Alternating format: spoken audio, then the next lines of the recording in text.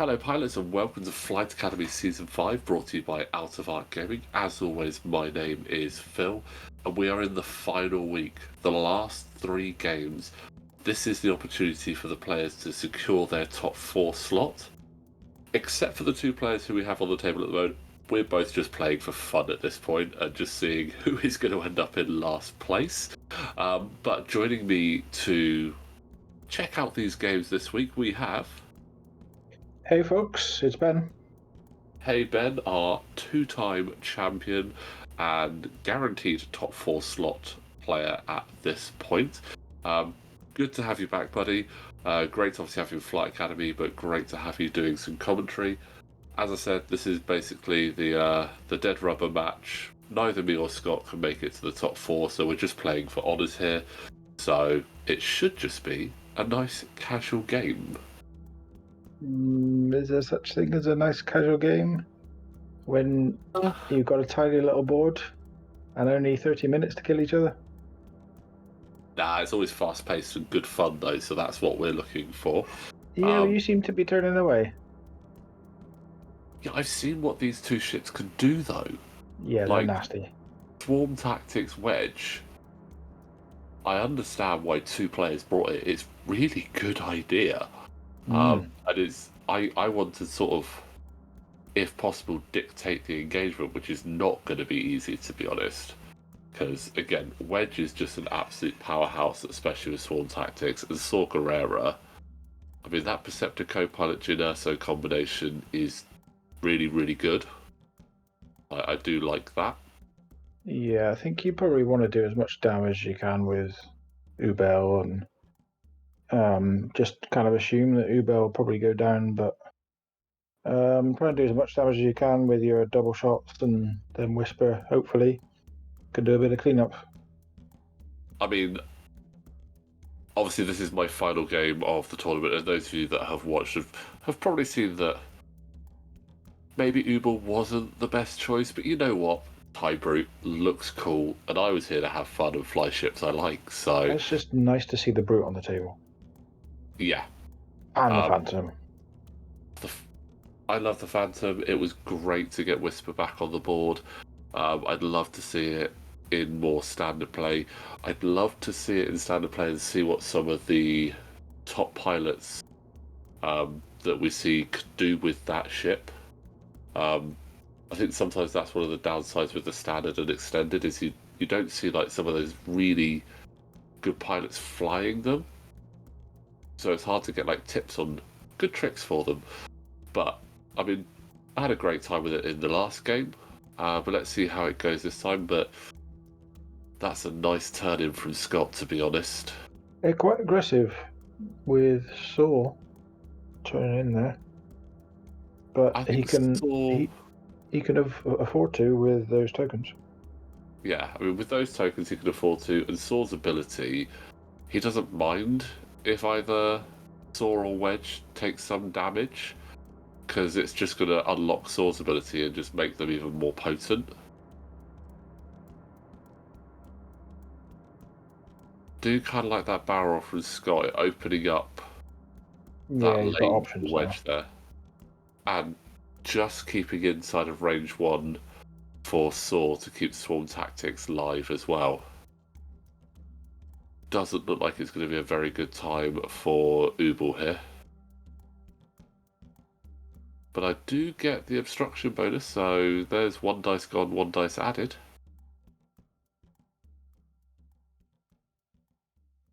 Yeah,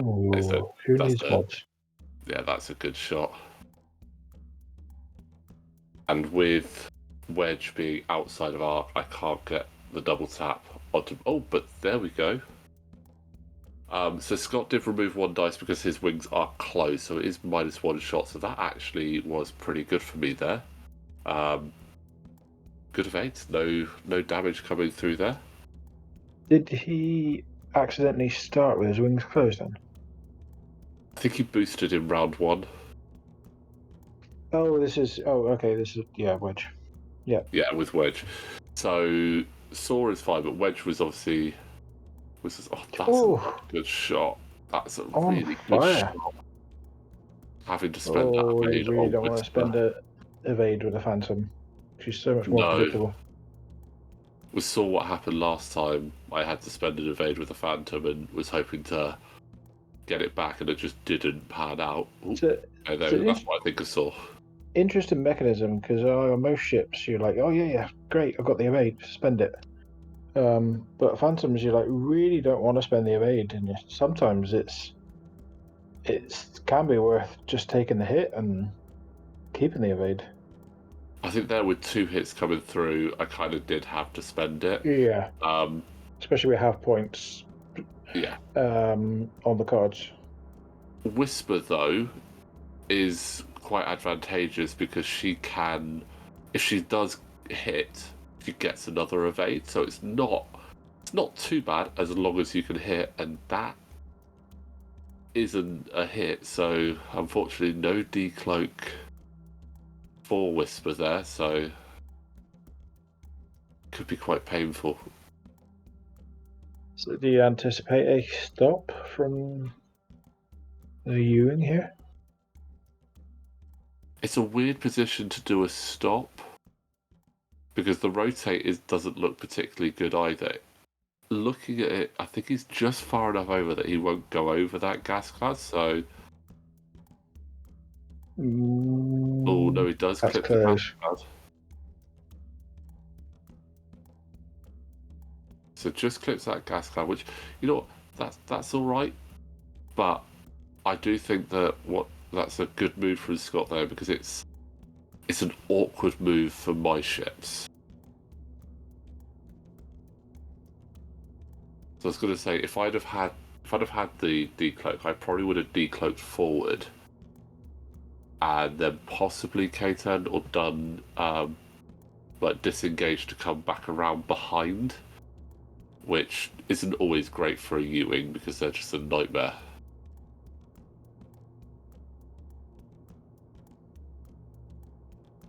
Bump for Ubel.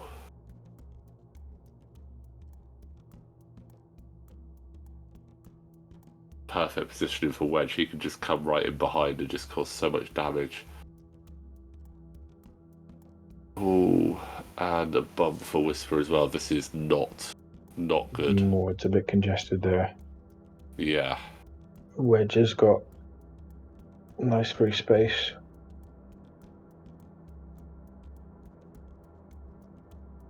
The wings are flipped. Looked like on the card they were closed again.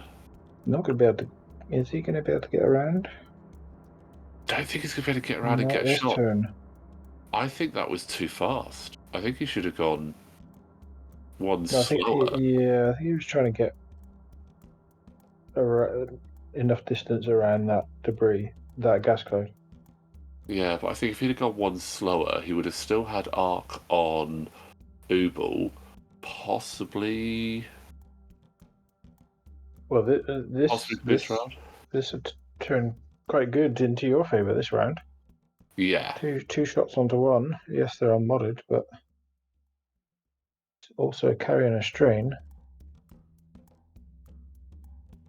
Does that get him a knock? Focus link to boost.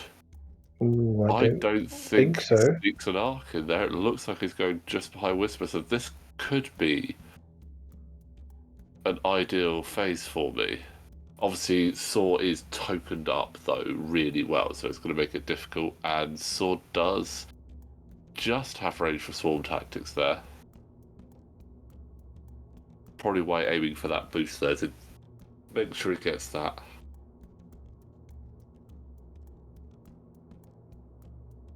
I'll take that kind of roll any day. Ubel getting one. I should have rolled one less. Yeah, I think you called it. Yeah, strained. Doesn't make a difference. Yeah. Oh, he's got 2 evades anyway. He does. So it was always a bit tough. I was hoping to have stripped some tokens there. Oh, again, some old dice on the bumps. But gets the evade. No evade for Whisper, but she's stressed anyway, so probably. I think a decloak would have been really nice there. Decloak up to the top of the board and then Candy came back round would have been really nice. Now, here's a question. Did you ever get to use Tactical Scrambler on any of your games? No, not once. And every time I take it, it Didn't never think so, but it'd be quite interesting if it did trigger. Yeah, I think it actually would have a better place on something like the U-wing, because we saw most of the U-wings being flown as a shield for the X-wing that was supporting it, so it might have been a better tactic. Whisper's too much of a flanker, so it didn't really come into play. But maybe there would have been a better Yeah, I mean, modification to have.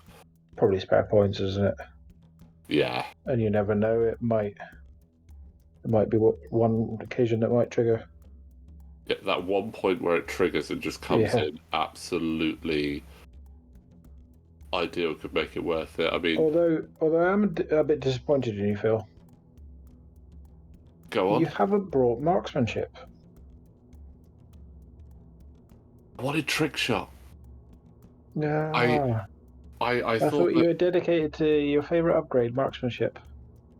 I am, but the only problem is with the Phantom, you either don't really have enough points to play with everything that you want to put on it, or you don't have enough like loadout slots for everything. So Yeah, I could have taken marksmanship, but I would have had like 3 points spare that I couldn't use. Yeah, the loadout's quite weird on the Phantom, the points wise. They're obviously trying to be careful to avoid that like crazy Duke combo, which I kind of see, because Duke on a Phantom is very powerful, so it does make a lot of sense that they want to try and avoid that. But at the same time, I think they also wanted to avoid Fifth Brother going on the Phantoms. Because that was quite a powerful upgrade for a Phantom.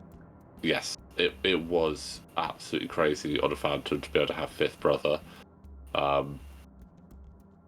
But he's probably one of the only gunners you'd want to take on the Phantom.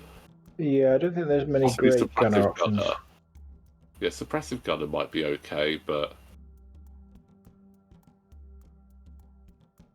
a type of Saxon could be okay as well. Hot shot gunner, but at least that's very expensive. Yeah, I mean, with Wispy, you've only got 8 points, so there is a point of damage going into Ubel there.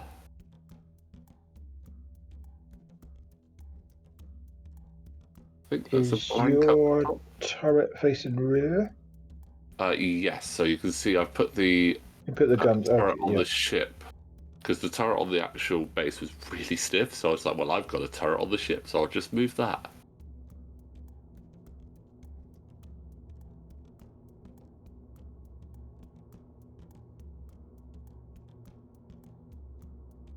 Do I take the crit, or do I spend the calculator? If I take the crit, I get another shot.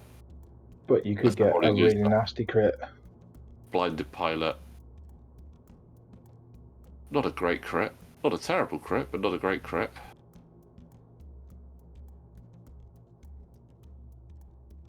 See, blinded pilot stopped me from using the calculator, but I get one through. And that was the bonus attack. And the regular attack does nothing there, unfortunately. Need to see more paint on those red dice. Yeah, absolutely. It's yeah, it was tough with some of the red dice rolls I had. But while we're just waiting for the next round to start, just want to remind you guys, if you do enjoy what we're doing here at Art of Art Gaming, you can support us on Patreon with a link in the description below. If you join at our top tier, you are actually able to give us a list that we will fly on the channel. We are just waiting to record the last list we had sent to us, but we've got a bit of a busy schedule, but that will be coming very soon. But if you want to support us, the link for the Patreon is in the description below.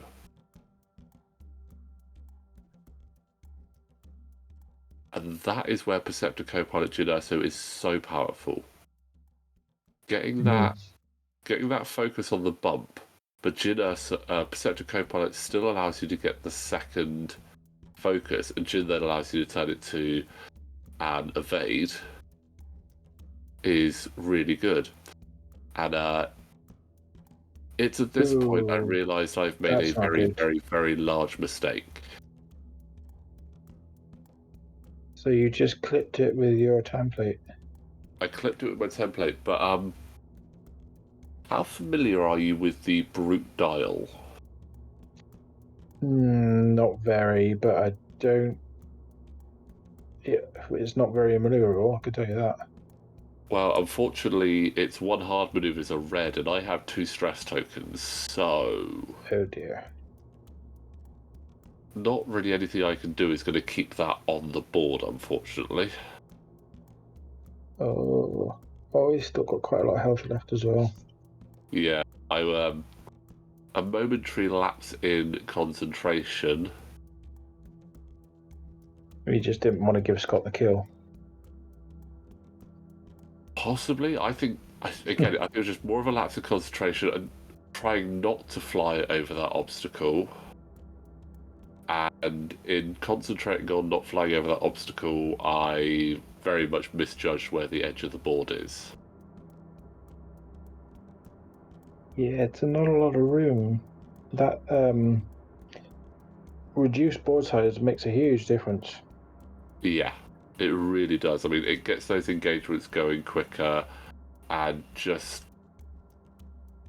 it can really change how you look at the board state as well, because suddenly, especially from this sort of position, judging like how far ships are going to go is actually slightly harder when you've got a slightly smaller board, because you're just used to seeing where the board edge is. But yeah, I turned around to Scott and said, "There's no point rolling dice. Ubel is going off the board, and nothing I or you can do can change that." So I just took him off the board to speed the game up a little bit. But Whisper's it's, got a good decloak right. Try and get a trick shot. yeah, Whisper Oh, I versus the love World. the hard one that Phantom's got. Oh, it's So so good. good. Like the classic candy cane maneuver. Got to be careful of Wedge here, though. Now that Saw's moved out of the way, he's got a really nice line just to come in down the middle there.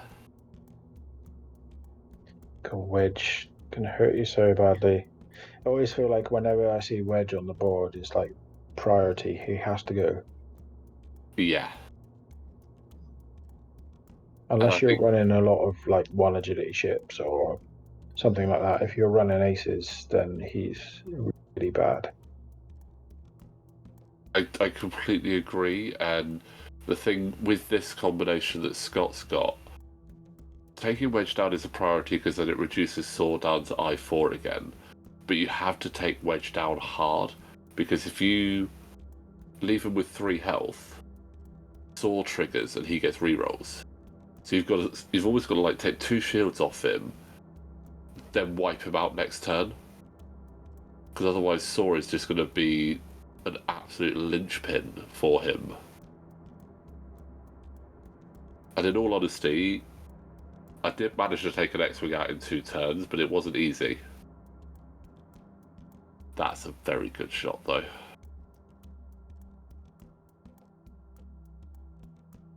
Oh, and it just got even better. Oh, 2 Disrespect evades there. double evades, though. And the crit is a wounded pilot. That's Oh no. not good for a Phantom, to be honest. You need a good return shot. Yeah, unfortunately, I think Wedge is the best option here. That's not a good return That's not shot. great. Oh no. Oh, didn't even get it. At Some least of I these still had the rolls are evade. brutal. Yeah. It again, it's one of the tough things with the Phantom. It is such a glass cannon. There's no way of linking actions on it, which would be if you could if it had a link to anything, would be just incredible. Yeah, the actions are not great on a Phantom. I mean, it doesn't have targeting computer as well. Yeah, I mean, it's got focus, evade, barrel roll, and cloak are its standard actions. So adding target to computer is a no-brainer in my eyes because you need a target lock. But it's getting that target lock can be quite tricky sometimes. Passive sensors can be a good upgrade for Phantoms. Yeah, passive sensors is good. Quite an expensive upgrade though at 5 points, so it limits again. That's the thing with a Phantom of what you've got to weigh up is what do you want this Phantom to do, and like how many points is it going to cost you to do it, and what do you have to sacrifice to be able to do that. Obviously, putting trick shot on there is half of Whisper's loadout, but I was banking on the fact that I would have my cloaks and my decloaks to get out and around those obstacles, so I felt it was a fair trade-off.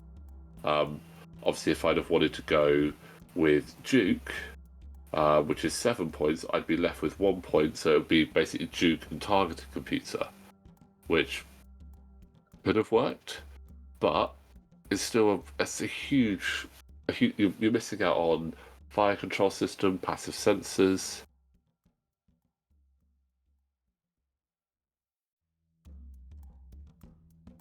Having to spend the evade. What is the crit? The crit. Did I pull the crit? Yeah. That's a good hit. It is a good hit. Ooh. Oh, a very good hit. Shields down. And a fuel leak there. Did I pull? I don't know if I pulled the crit.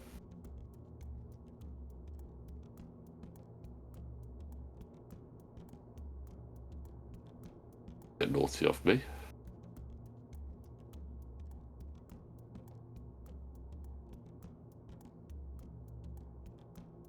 I mean, at this point, there's nothing I can do to win, and it's all about points. And as I said, with this match, neither me or Scott could make it to the top 4, so it was just a case of finishing off our 6 games and just hopefully having a bit of fun with it.